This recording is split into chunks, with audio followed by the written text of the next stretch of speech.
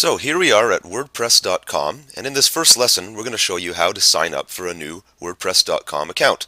So on the home page you just click Sign Up Now on the orange button, and it brings you into a pretty simple page. You just literally have to follow the steps. So the first step is, what will your new blog address be? So I'm going to just create one on the fly here. Let's call it biztipsforyou.wordpress.com, and that name already exists, so let's try something else. Let's say business. How about small biz tips for you? Hey, we did that one. So there we go. It's offering you to upgrade this blog for $17 a year. I'd say don't bother with that for now. Make sure you're comfortable with blogging first. Your username can be the same if you want as your blog. However, if you plan on running a whole different number of WordPress blogs, you might want to pick a username that's a little bit easier to remember, maybe your own name, whatever. You decide that. Here, I'm just going to leave the defaults. We're going to pick a password, confirm the password, and then use an email address.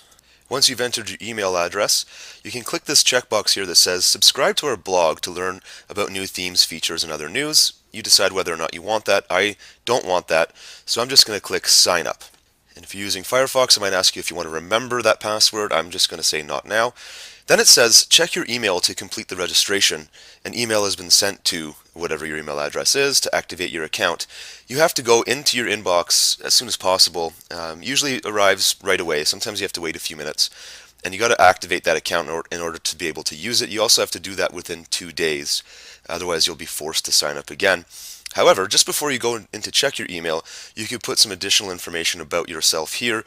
This is basically your WordPress profile. This is where you can put your personal name or your company name, or if you're writing under some other kind of pen name, you can put all that information here and type out a little bio about yourself. I'm going to skip that step.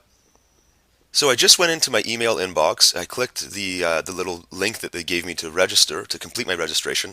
And then what happens is it brings you back to the WordPress.com website where it says your account is now active, and it just confirms your username here. You're basically at the point now where you can move on to lesson 2 and start working with your new blog.